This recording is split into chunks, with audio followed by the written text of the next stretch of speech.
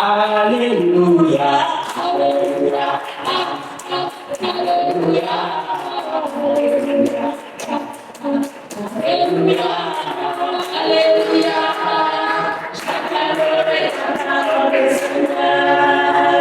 Alléluia. Amen. Bonsoir à tous. Bonsoir. C'est avec joie que nous nous tenons ici debout pour parler de la part du Seigneur. Et c'est une grande responsabilité. Nous sommes en train de nous apprêter, n'est-ce pas, pour la grande campagne d'évangélisation qui aura lieu en fin mai. Il y en a qui sont au courant. Et donc, nous nous préparons nos cœurs. Nous voulons que cette campagne porte beaucoup de fruits. Et ce soir, nous voulons parler d'un sujet, l'importance du suivi. Certainement, nous allons parler en deux étapes. L'importance d'être suivi. Et puis après, l'importance de suivre quelqu'un d'autre. Il doit être conscient de ses besoins si quelque chose s'est passé dans son cœur. Éphésiens chapitre 2, verset 1.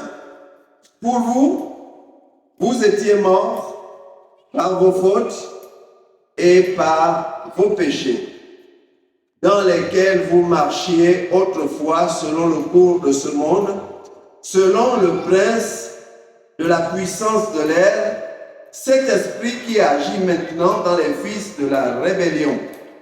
Verset 3. Nous tous aussi, nous étions de leur nombre et nous conduisions autrefois selon nos convoitises charnelles. Nous exécutions les volontés de notre chair et de nos pensées. Et nous étions par nature des enfants de colère, comme les autres. Mais Dieu est riche en miséricorde et, à cause du grand amour dont il nous a aimés, nous qui étions morts par nos fautes, il nous a rendu la vie avec le Christ. C'est par sa grâce que vous êtes sauvés.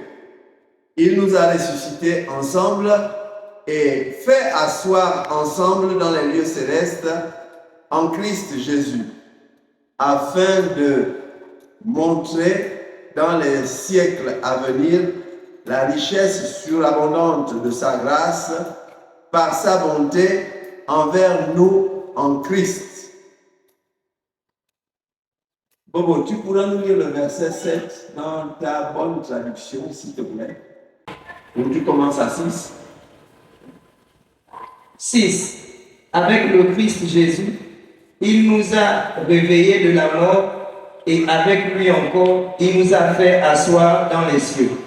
Verset 7. Ainsi, en montrant sa bonté pour nous dans le Christ Jésus, Dieu a voulu prouver pour toujours la richesse extraordinaire de ses bienfaits. Dieu a voulu prouver pour toujours la richesse extraordinaire de ses bienfaits. Ça, c'est vraiment important pour nous. Il a voulu montrer la richesse extraordinaire de ses bienfaits. Nous allons examiner 3 points qui montrent la nécessité d'être suivi. Il est important que chacun soit suivi. Oui, pas au même niveau, mais il est important que chacun ait un mentor afin qu'il puisse aussi suivre quelqu'un. Parce que celui qui n'a jamais été suivi ne pourra pas suivre efficacement. La première raison, c'est celle-ci. La vie nouvelle est différente de la vie ancienne. Quand est-ce que la vie nouvelle commence? Nous ne réalisons pas toujours que lorsque nous venons à Christ, nous venons à une nouvelle vie. Le dimanche dernier, on nous a parlé de vie qui vient d'en haut. C'est une vie nouvelle que nous ne connaissions pas, à laquelle nous n'avons jamais été instruits. Personne ne nous a jamais parlé de cette vie qui vient d'en haut, quelle que soit la société dans laquelle nous avons évolué. C'est vrai ou c'est pas vrai? Nos parents nous ont raconté des choses extraordinaires. Ils nous ont dit, pour vivre, ils nous ont donné des conseils. Il y en a qui sont dans des sociétés secrètes, qui cherchent la vie, mais ils n'ont jamais reçu la vie d'en haut, la vie qui vient de Dieu lui-même. Donc, s'il y a une vie qui vient de Dieu lui-même, nous ne pouvons pas la vivre tout seuls. Il n'est pas possible. Compte tenu de la qualité de cette vie, il n'est pas possible de la découvrir même seul et s'épanouir. On a besoin d'être accompagné. Lorsque la Bible nous parle de nouvelle naissance, lorsque Pierre parle de désirer comme des enfants nouveau-nés le lait spirituel et pur, ça veut dire qu'au commencement, lorsque Jésus vient dans notre vie, nous sommes comme des nourrissons, des nouveau-nés. C'est vrai, le nouveau-né, il sort. Il vient dans ce monde, il était dans un autre monde où il était tout à fait à l'aise. Et ne croyez pas que vous maîtrisez sa vie là-bas. En fonction des enfants, ils ont leur vie. On voit la maman qui, il bouge là, il me donne des coups. Mais il est dedans, à l'aise. Lorsqu'il vient à ce monde, il trouve d'autres réalités. Je ne sais pas si dans le ventre il avait faim. Mais la science nous montre qu'il est alimenté par maman. Cependant, il est tellement à l'aise que des fois il fait des gestes que nous ne maîtrisons pas. Des fois il porte son pouce à la bouche. Qui lui a montré ça? Il n'a pas appris ça ici dehors. C'est dedans qu'il a appris ça. Et lorsqu'il vient ici, il commence à ressentir des besoins, la faim. Et puis, se croyant encore dans son ventre, dans son monde, il bouge comme il est dans le ventre, et le pouce, il cherche à la mener à sa bouche, espérant que ce serait la solution pour son problème. Mais en vérité, c'est un leurre. C'est une tromperie. C'est lui-même qui sait. C'est une tromperie. Il ne sera jamais rassasié. La nouvelle vie de l'enfant, quand il vient ici, elle est différente de lorsque il est dans le ventre de maman. De même, quand nous venons à Christ, la nouvelle vie est différente de l'ancienne vie. Bien sûr, nous avons tellement vécu longtemps dans cette ancienne vie que les réflexes que nous avons, même si nous avons répondu à l'appel de suivre Christ, sont les réflexes de l'ancienne vie. C'est normal. C'est ce que nous connaissons. Et si nous sommes seuls, nous allons continuer dans ce que nous connaissons. Le texte que nous venons de lire nous montre la position qu'on avait vis-à-vis de Dieu. D'abord, nous marchions selon nos propres convoitises, comme nous le désirions. On plaisait à Dieu? Non.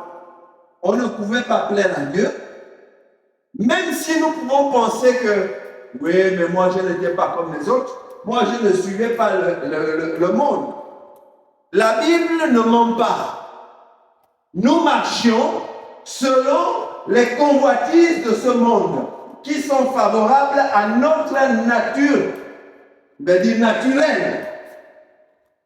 Oui, C'est le diable qui fait tout pour que nous puissions nous sentir à l'aise dans cette manière de vivre.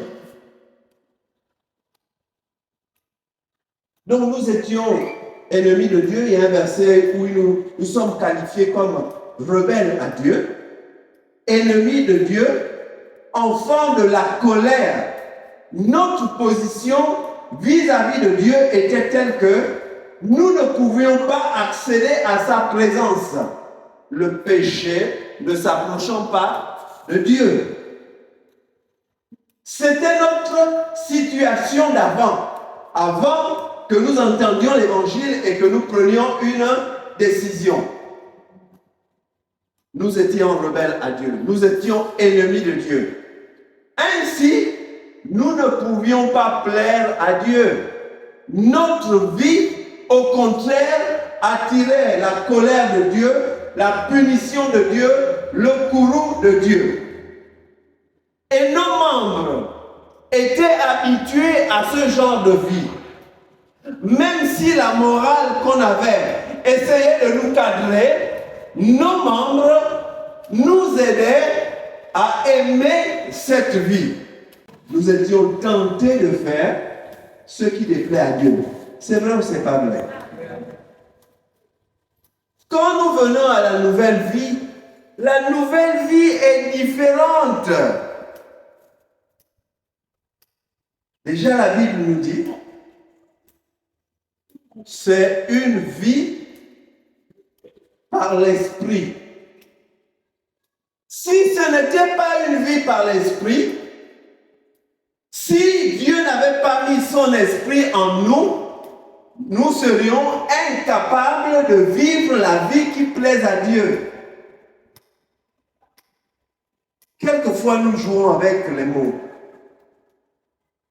Paul dit que celui qui n'a pas l'esprit de Dieu ne lui appartient pas. Pourquoi il le dit? Parce que ceux qui ont l'esprit de Dieu, non, plutôt, ceux qui appartiennent à Dieu sont, comme l'ancien a l'habitude de dire, condamnés à réussir. Réussir quoi? Oui, on va avoir du succès. Mais réussir, c'est déjà commencer à plaire à Dieu dans notre manière de vivre, dans notre manière de marcher. Et nous ne pouvons pas le faire par nos propres efforts. Aucun d'entre nous, par ses propres efforts, peut plaire à Dieu. Même chrétiens, n'avons-nous pas quelquefois expérimenté des luttes au-dedans de nous? Comme l'apôtre Paul a dit dans Romains. En Romains, il a dit, je ne fais pas ce que je veux. Je sens qu'il y a une loi dans mes membres. Par le raisonnement, par l'intelligence, je suis attaché à une loi qui veut faire le bien, qui veut plaire à Dieu. Mais il y a une loi qui est liée à ma nature, qui me pousse à faire l'opposé. L'apôtre Paul dit à Galates, c'est je crois en Galates, les désirs de la chair sont opposés à ceux de l'esprit, de sorte que nous ne fassions pas ce que nous voulons. Donc la raison principale déjà de ce que celui qui vient de prendre une décision pour Christ ne peut pas marcher seul, ne peut pas aller tout seul, c'est qu'il ne connaît pas la nouvelle vie. L'apôtre Paul dit dans Éphésiens, nous étions étrangers à la vie de Dieu. Qu'est-ce que ça veut dire? Ça veut dire que nous ne la connaissions pas. On peut tout lire, même si à la Bible, nous ne la connaissions pas. Je me rappelle, avant que je ne donne ma vie à Christ, j'étais ancien séminariste. J'avais à la maison ma Bible, mon Nouveau Testament. Mais je lisais, par bonne conscience, la Bible et je ne comprenais rien. Pourquoi je ne comprenais rien? J'ai compris après. Parce que quand il y a des passages aussi simples qui nous interpellent de nous ouvrir à Dieu, de revenir à lui, autant il y a des passages qui demandent un éclairage de l'Esprit de Dieu. Sans cet éclairage, nous allons nous tromper. Et c'est une des raisons pour lesquelles il y a beaucoup de sectes, parce que les gens enseignent n'importe comment. Donc, la qualité de la vie à laquelle nous sommes appelés impose que nous ne puissions pas marcher seuls dès que Christ nous a appelés. C'est un suicide. L'apôtre Paul parle aux Corinthiens par rapport à leur petite rivalité. L'un dit je suis d'Apollos, l'autre de Paul, etc. Il y a un qui plante, il y a l'autre qui arrose. La vie nouvelle qui a été plantée par l'intermédiaire de quelqu'un doit être arrosée. Malheureusement, il y a des semences qui meurent avant même d'être arrosées. Elles sont tombées dans un sol qui n'était pas favorable. La personne est venue, elle a répondu à l'appel ici, et puis le lendemain, on a cru qu'elle allait venir. Elle n'est pas venue. Jésus lui-même dans la parabole du semeur a montré que après avoir reçu la semence, nous pouvons nous heurter à quelques difficultés. La semence peut tomber dans un endroit où il y a des épines et puis elle est étouffée. Mais ce n'est pas parce que Jésus a parlé de ces terres qui ne sont pas favorables à faire porter du fruit à la semence et à la plante que nous devons dire c'est un échec. Nous devons faire tout ce qui est nécessaire pour nous. Ce n'est pas une fatalité. Les terrains existent parce que aussi les conditions existent. Mais ce n'est pas nous qui disons que Dieu change les temps et les circonstances. Donc, chers amis, si quelqu'un au milieu de nous n'a jamais trouvé l'intérêt de se faire suivre, il est important de se faire suivre. La deuxième raison que je vais donner, il y en a plusieurs, mais je ne vais pas les donner toutes, c'est que Dieu ne s'est pas trompé. Il nous a placés dans une famille qui s'appelle l'Église. Quand Jésus donne l'ordre suprême en disant « Allez et faites de toutes les nations des disciples », il avait formé 12 personnes. Il y a un qui était parti. Et puis, le jour de la Pentecôte, il y avait 120 dans la chambre haute. C'est ce qui nous est rapporté. De 120 qu'ils étaient, l'évangile est ici. Le dimanche, ils sont plus de 120. Et dans le monde entier, ils sont plus de 120. Dieu a choisi de propager l'évangile pour que les âmes soient sauvées en utilisant des personnes qui sont sauvées. Il est impossible de faire des disciples si on n'est pas disciple. Puisqu'on n'a jamais su ce que c'est qu'un disciple. Comment on aurait vécu le fait qu'on est disciple? On ne transmettra que ce qu'on a, ce qu'on a vécu. Lorsque j'ai donné ma vie à Jésus, ou que j'ai accepté, répondu à son appel en 1984 dans la chambre d'étudiants, il y a un frère qui était de l'autre côté de notre pavillon, Édouard, il venait chez moi. Il m'avait offert une Bible et c'est lui qui m'a entraîné. Ce que je fais, je l'ai appris de lui au départ. J'ai vu quelqu'un faire et j'ai appris de lui. On peut dire, selon l'œuvre du Seigneur, qu'il s'est reproduit en moi. Dieu nous demande de faire des disciples et il y a quelques-uns qui utilisent le verset de Genèse pour montrer quand l'ordre qui avait été donné de se multiplier et de se reproduire. Dieu n'a pas changé. Hein? Si l'Église doit bien grandir en nombre et en qualité, c'est en utilisant les principes de Dieu. Si nous allons hors des principes de Dieu, nous allons essuyer des échecs. Parce que Dieu travaille avec tous les hommes.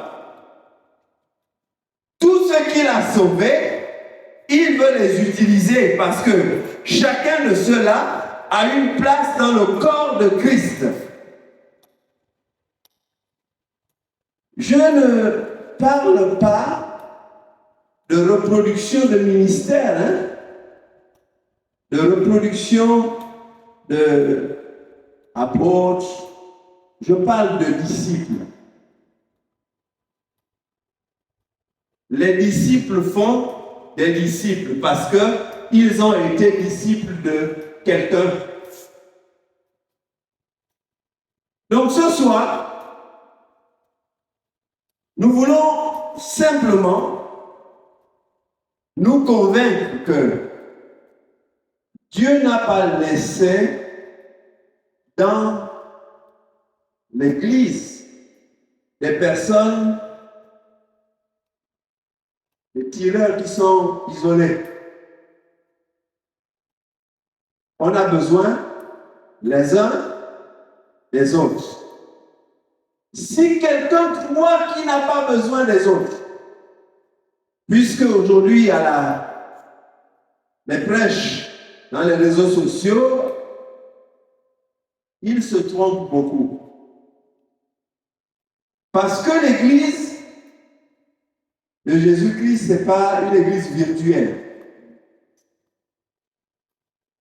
Elle est spirituelle, mais elle n'est pas virtuelle. C'est une Église qui a les communautés locales où on se voit, où on se touche, où on se frotte, mais où aussi on peut s'encourager les uns les autres. Il y a quelquefois des personnes qui gardent de grandes souffrances. Ils se disent, oh oui, à l'église de la Balise, les gens avec leur longue bouche, si je leur dis mon problème là, ça va être partout. C'est possible, mais ça peut aussi ne pas être possible. En entendant, tu es en train de souffrir parce que tu rentres dans un schéma qui n'est pas prévu par Dieu.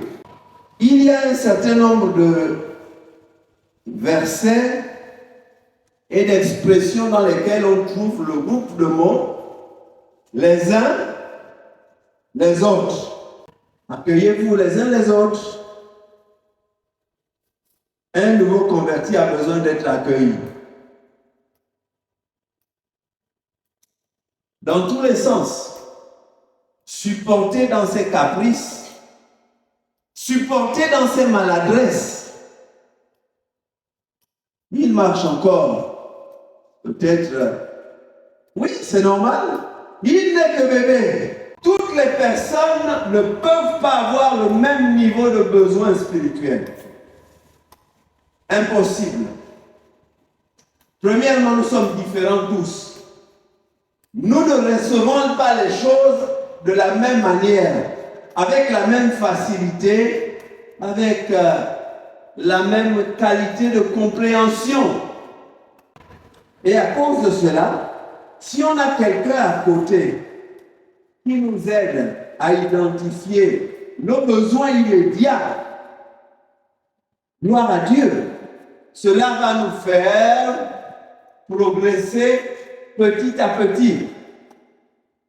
Attention, la connaissance intellectuelle de la parole de Dieu ou la mémorisation d'un grand nombre de versets n'est pas synonyme de on a acquis la connaissance de la parole de Dieu et qu'on est mature. Il y en a qui apprennent facilement, qui mémorisent facilement. Mais ils ont aussi besoin d'être accompagnés. Chacun de nous a besoin de quelqu'un. Je vais terminer avec cette illustration-là. C'est Dieu qui nous a mis dans l'Église. Donc c'est bien que nous faisions attention aux instructions qui nous sont données par le Seigneur où il dit les uns les autres. Pas seulement aimez-vous les uns les autres, soyez patients les uns envers, soyez bons les uns envers, exhortez-vous les uns, accueillez-vous les uns les autres. Donc, ce soir, nous allons retenir que pour que nous puissions être efficaces à suivre de main quelqu'un, il faut que nous puissions prendre conscience des besoins qui auraient été les nôtres quand on était jeunes, nouveaux chrétiens. Qu'est-ce qu'on aurait voulu qu'on fasse pour nous? Parce qu'il était et il est impossible que le nouveau chrétien puisse vivre par lui-même et tout seul cette nouvelle qualité de vie qui est une vie qui se vit par l'esprit et qui se vit par la foi en s'appuyant sur les promesses de Dieu. La Bible dit, mon juste vivra par la foi. S'il se détourne, je ne prendrai pas plaisir. Celui qui a donné sa vie à Christ a manifesté sa foi. En fonction de ce qu'il vient d'entendre, Jésus est mort pour ses péchés.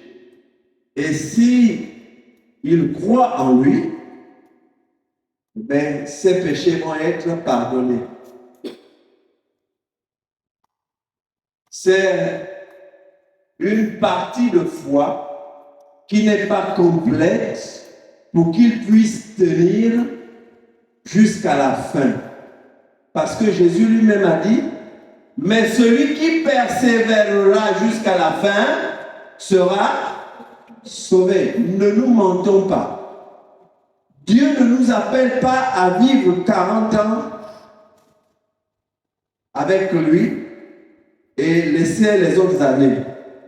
Dieu ne nous appelle pas à vivre quelques jours après l'appel et rester. Si la Bible nous donne des assurances concernant le fait que nous irons au ciel, n'oublions jamais que la Bible nous montre aussi que ce sont ceux qui demeurent fermement qui seront sauvés. Ne nous trompons pas. Et comme Jésus a envoyé les disciples deux par deux aussi, nous avons besoin de nous encourager. Parce que seuls les mauvaises pensées que le diable chuchotera vont nous égarer. Seuls, nous n'arriverons pas à faire face à la pression de notre famille. Pourtant, jusque-là, il m'aimait beaucoup. Mais depuis que j'ai décidé de donner ma vie à Christ, il devient dur. Je ne comprends pas. Seul, on risque de dire, bon, je préfère rester avec ma famille.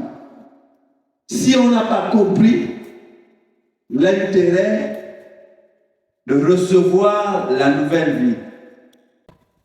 La vie nouvelle doit se manifester. C'est un point sur lequel nous devons insister à l'Église. Parce que quand les gens viennent à Christ, ils croient que c'est seulement à cause du péché. Et donc, pour qu'on n'aille pas en enfer, eh bien, on doit recevoir Jésus. Peu importe la manière dont on doit marcher. Mais Dieu est sage. Il nous donne son esprit avec de nouvelles possibilités et la vie nouvelle doit être manifestée par les fruits que nous portons. Que Dieu nous bénisse.